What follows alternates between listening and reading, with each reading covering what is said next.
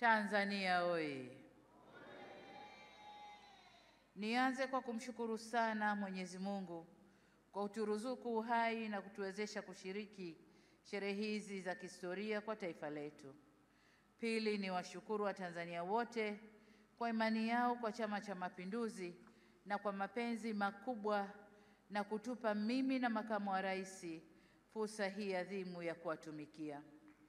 Shukrani za kipekee kwa viongozi na wanachama wa Chama cha Mapinduzi kwa namna walivyoendesha kampeni kwa mafanikio makubwa sana.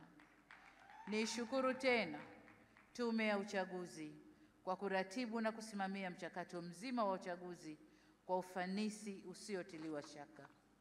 Ndugu viongozi na ndugu wananchi, katika uchaguzi huu tulikuwa wagombea 17 kutoka vyama mbalimbali vya siasa nchini tukiwania nafasi ya urais wa Jamhuri ya Muungano wa Tanzania.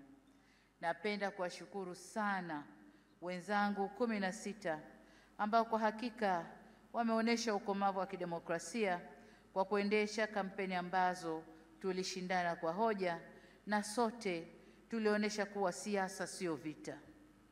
Tumemaliza vyema uchaguzi na kumpongeza aliyeshinda. Aidha, nitumie fursa hii pia kumpongeza sana Rais wa Zanzibar na Mwenyekiti wa Baraza la Mapinduzi, Mheshimiwa Dr. Hussein Mwinyi na vyama vya siasa vilivyoshiriki uchaguzi Zanzibar kwa kumaliza uchaguzi kwa salama na amani. Zanzibar oye! Pongezi zangu pia ziwaendee wote walioshinda kwenye nafasi za ubunge, ujumbe wa Baraza la Wawakilishi na udiwani kote nchini. Kwa wote niwaambie, uchaguzi umekwisha. Sasa baada ya kuapa, tukafanye kazi ya kulijenga taifa letu na kujenga utu wa Mtanzania. Waheshimiwa marais, viongozi, ndugu wananchi, shughuli inakuwa nzuri na ya kufurahisha ikihudhuriwa na ndugu zako wanaokupenda. Tanzania leo imejawa na furaha kubwa kuona baadhi ya waheshimiwa marais wenzangu na viongozi mbalimbali wa nchi jirani na nchi marafiki wamejumuika nasi katika tukio hili. Pamoja na kwamba tulitoa mwaliko kwa muda mfupi, kwa wale walioshindwa kushiriki, tunatambua uzito wa majukumu yao na tunajua mioyo yao ipo pamoja nasi. Tunashukuru pia wote waliotuma salamu za pongezi kwetu. Tunasema asanteni sana. Ndugu wananchi, uchaguzi ni fursa kwa wananchi kueleza matakwa yao ya aina ya viongozi wanaodhani wataweza kuwatumikia vyema na kuwaletea maendeleo endelevu. Kipindi cha kampeni tuligawika kiitikadi na kishabiki kama taifa, ila baada ya uchaguzi kufanyika, anayechaguliwa na wengi huwa ndio chaguo la nchi na anapaswa kuwa mtumishi wa wananchi wote waliomchagua na waliochagua wagombea wengine na hata ambao hawakushiriki uchaguzi.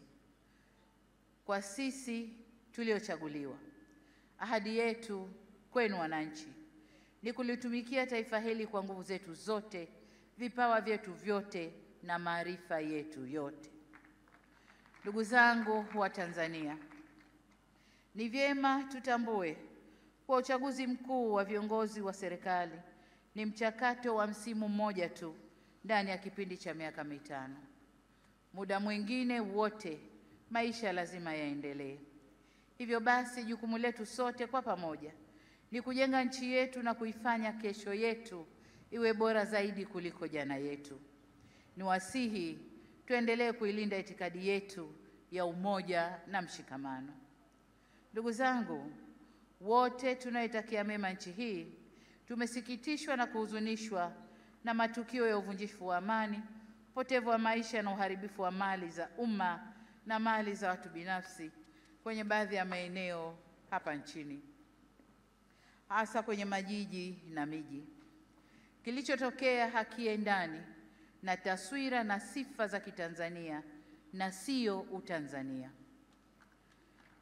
Haikutushangaza kuona kuwa baadhi ya vijana waliokamatwa kutokana na kadhia hiyo wametoka nje ya Tanzania.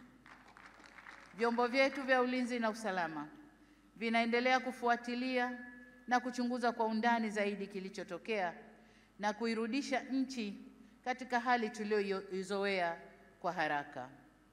Kamati ya ulinzi ya kitaifa na kamati za ulinzi za mikoa na wilaya, nawataka muhakikishe kuanzia leo maisha ya wananchi yanarejea mara moja.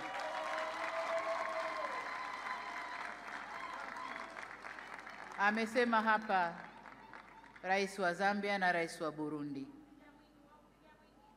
Machafuko ndani ya nchi si mema, hayana bei, hayana thamani na si faida kwa yoyote yule. Kwa hiyo ndugu zangu, niwaombe sana tuzingatie umoja, amani na utulivu wa nchi yetu. Ndugu zangu, nitumie fursa hii kutoa onyo kama mama, kutoa onyo kwa wale wote waliochochea uvunjifu wa amani. Na nawataka watambue kuwa vurugu na uvunjifu wa amani huishia kupimana nguvu na uwezo wa kujihami, ila mazungumzo huzaa mshikamano. Sasa tuchague lenye manufaa kwetu, kwani usalama wa taifa lolote hulindwa na wote kwa nguvu zote na gharama zozote. Ndugu viongozi na ndugu wananchi, kama kawaida kwa nchi zenye mfumo wa kidemokrasia hualika waangalizi wa uchaguzi kutoka jumuiya za kimataifa na kikanda kuja kushuhudia mchakato wa uchaguzi. Uwepo wao huongeza uhalali wa juhudi zetu za kuhakikisha uchaguzi unafanyika kwenye mazingira ya uwazi, haki, heshima na utawala wa sheria. Kwa muktadha huu, tunazishukuru jumuiya zote zilizoleta waangalizi wa uchaguzi. Kutoka Afrika, tulikuwa na waangalizi kutoka Umoja wa Afrika AU, Jumuiya ya Nchi za Maziwa Makuu ICGLR, Jumuiya ya Maendeleo ya Kusini mwa Afrika SADC na Jumuiya ya Afrika Mashariki EAC. Pamoja na hao, tulikuwa na wengine kutoka maeneo mbalimbali ulimwenguni. Makundi yote ya waangalizi yameshatoa taarifa za awali na tunawashukuru kwa kuwa nasi, na kwa heshima kubwa tumepokea maoni yao. Hata hivyo, kama alivyowahi kusema Rais wa awamu ya 3 ya Jamhuri ya Muungano wa Tanzania hayati Benjamin William Mkapa mwaka 2000 wakati akiapishwa kuwa rais, na hapa nanukuu kipande tu cha hotuba hiyo kinachosema: nawashukuru watazamaji wa kimataifa kuja kushuhudia uchaguzi wetu ulivyofanyika. Walipotusifu tumepokea sifa hizo kwa unyenyekevu mkubwa. Tumesikia pia waliodhani hayakwenda sawa na mengine hata sisi wenyewe tumeyaona. Maagizo ya kutuelekeza nini cha kufanya tumeyakataa. Ushauri wao tutauzingatia ili tufanye vizuri zaidi siku zijazo. Mwisho wa kunukuu. Ndugu wananchi, sifa moja ya mwanadamu ni kutokukamilika. Aliyekamilika kabisa kabisa bila kasoro yoyote ni Mwenyezi Mungu peke yake. Ndiyo maana katika shughuli au harakati za wanadamu tunaunganishwa na mawasiliano, mazungumzo na maelewano. Au kwa maneno mengine, tunaunganishwa na uwepo wa suluhu. Suluhu yenyewe sio suluhu mimi, lakini hata suluhu mimi nitafanya kazi yangu ya kuunganisha taifa. Kwa hiyo tunaunganishwa na uwepo wa suluhu ya mambo katika jamii zetu. Kama mnavyofahamu, katika kuliunganisha taifa, serikali ya awamu ya 6 tulianza na falsafa ya R4 inayosimamia misingi ya kuzungumza na kuelewana, kuvumiliana, kubadilishana au kubadilisha mwelekeo baada ya maelewano na kuendelea kujenga taifa letu. Tunapoendelea mbele, hatutachoka wala kurudi nyuma kwenye kusimamia yote yanayohusu kujenga umoja na mshikamano wa taifa letu. Ndugu wa Tanzania, mkusanyiko wetu leo hapa sio kwa ajili ya kuwazawadia walioshinda kwenye uchaguzi, la hasha, bali ni matakwa ya kikatiba ya kukabidhiwa dhamana ya kuwa mtumishi mkuu wa taifa katika kuleta maendeleo endelevu kwa maana ya uimara wa kiuchumi, kisiasa, kidiplomasia na kijamii.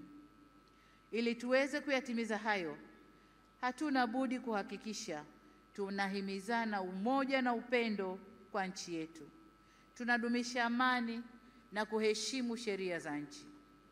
Kinyume cha hayo, maandamano, vurugu, uvunjifu wa amani husababisha maumivu na havileti manufaa wala faida kwa yoyote yule.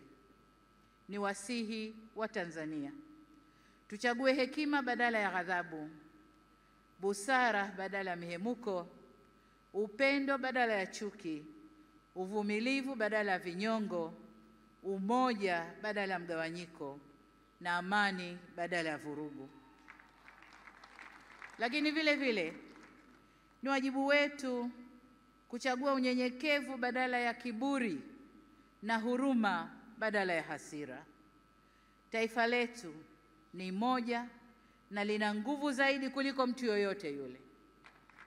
Demokrasia haipimwi kwa nani kashinda uchaguzi, bali kwa jinsi tunavyoendesha mambo yetu baada ya uchaguzi. Tutakuwa na nguvu zaidi pale kila sauti chanya au hasi zitakaposikilizwa, kuheshimiwa na kuthaminiwa, na vile vile tunapoweza kuponya wenye maumivu. Hii si kazi ya upande mmoja wa serikali peke yake, bali ni kwa kila jumuiya za wananchi, vyama vya siasa, dini zetu na kila mwananchi. Na hapa nitumie fursa hii kuwashukuru kwa dhati ya moyo wangu viongozi wa dini waliohimiza amani na upendo katika kipindi chote cha kabla uchaguzi, wakati wa uchaguzi na sasa baada ya uchaguzi, wanavyoendelea kuhimiza amani na upendo. Ndugu zangu, nimeamua kutumia jukwaa hili leo kushukuru na kupongeza kwa kumaliza uchaguzi, kuhimiza umoja na mshikamano wa kitaifa na kusisitiza kwamba Jamhuri ya Muungano wa Tanzania kama taifa ni muhimu zaidi kuliko matakwa binafsi ya mtu yoyote. Masuala ya mwelekeo wa kazi za serikali kwa miaka 5 ijayo na ufafanuzi wa kina wa hatua zitakazochukuliwa kutekeleza dhana ya kazi na utu utatolewa katika hotuba ya uzinduzi wa Bunge la 13 la Jamhuri ya Muungano wa Tanzania. Baada ya kusema hayo, niwashukuru wote kwa kujumuika nasi kwenye tukio hili muhimu na la kihistoria. Nimepokea pongezi kwa heshima kubwa, na sasa safari ya kuwatumikia Watanzania kwa kipindi cha pili cha awamu ya 6 inaanza rasmi. Nawashukuru wananchi wote wa Tanzania na ni imani yangu kwamba tutashirikiana ndani ya safari hii. Asanteni sana kwa kunisikiliza.